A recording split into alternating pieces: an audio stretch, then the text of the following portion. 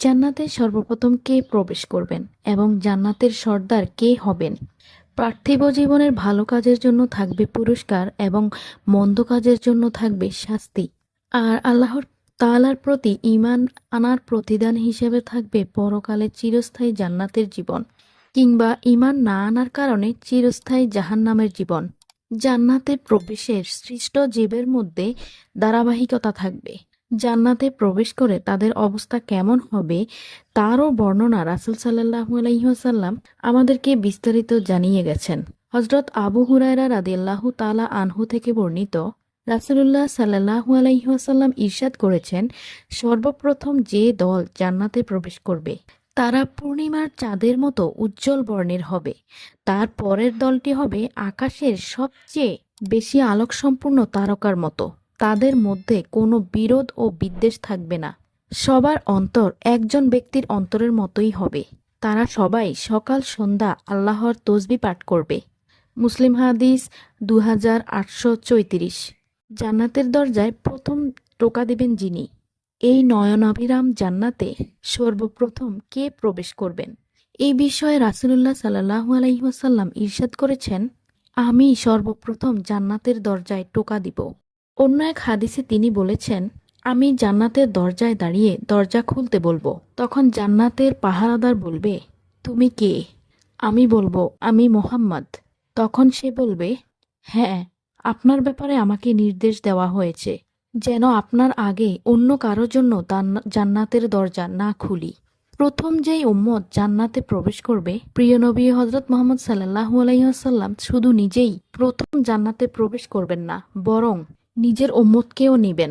পৃথিবীতে রাসূলুল্লাহ সাল্লাল্লাহু আলাইহি ওয়াসাল্লামের উম্মত সর্বশেষের হলেও তারাই সবার আগে জান্নাতে যাওয়ার সৌভাগ্য লাভ করবে।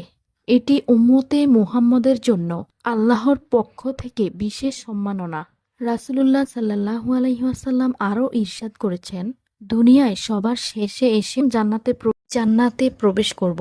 অন্যরা আমাদের আগে কিতাব পেয়েছে আর আমরা সবার পরে কিতাব পেয়েছি। বুখারী, মুসলিম ও নাসাই। উম্মতি মুহাম্মদের মধ্যে প্রথম যে সাহাবী জান্নাতে প্রবেশ করবেন, আবু বকর রাদিয়াল্লাহু তাআলা আনহু। আবু হুরায়রা রাদিয়াল্লাহু তাআলা আনহু হতে বর্ণিত, রাসূলুল্লাহ সাল্লাল্লাহু আলাইহি ওয়াসাল্লাম ইরশাদ করেছেন, জিবরাইল এসে আমার হাত ধরে জান্নাতের দরজা দেখালো, যেই দরজা দিয়ে আমার উম্মত জান্নাতে প্রবেশ করবে। তখন আবু বকর রাদিয়াল্লাহু তাআলা আনহু বলেন, হে আল্লাহর রাসূল, আমিও আপনার সঙ্গে থাকব, যেন জান্নাতের দরজা দেখতে পারি। তখন রাসূল সাল্লাল্লাহু আলাইহি ওয়াসাল্লাম বলেন, হে আবু বকর, শুনে রাখো, আমার উম্মতদের মধ্যে সর্বপ্রথম তুমি জান্নাতে প্রবেশ করবে। আবু দাউদ হাদিস 4652। জান্নাতে নারীদের সর্দার। বিভিন্ন হাদিসে জান্নাতের নারীদের নেত্রী কারা হবেন তাদের বর্ণনা এসেছে। রাসূল করিম সাল্লাল্লাহু আলাইহি ওয়াসাল্লাম বলেছেন, জান্নাতের নারীদের সর্দার হবে মারিয়াম বিনতে ইমরান, ফাতিমা, খাদিজা। আব্বাস রাদিয়াল্লাহু তাআলা আনহু বর্ণনা করেছেন, রাসূলুল্লাহ সাল্লাল্লাহু আলাইহি ওয়াসাল্লাম জমিনে 4টি রেখা টানেন। তারপর বলেন, তোমরা কি জানো এগুলো কি? সাহাবীরা বলেন, আল্লাহ ও তার রাসূলই ভালো জানেন। তিনি বলেন, জান্নাতবাসীদের মধ্যে সর্বোত্তম নারী হল খাদিজা রাদিয়াল্লাহু তাআলা, ফাতেমা বিনতে মুহাম্মদ রাসূলুল্লাহ সাল্লাল্লাহু আলাইহি ওয়াসাল্লাম, মারিয়াম বিনতে ইমরান ও আসিয়া বিনতে মাজাহিন। মুস্তাদরাক হাকিম 2903। ইরশাদ হয়েছে, আল্লাহ মুমিনদের জন্য ফেরাউনের স্ত্রীর উপমা পেশ করছেন।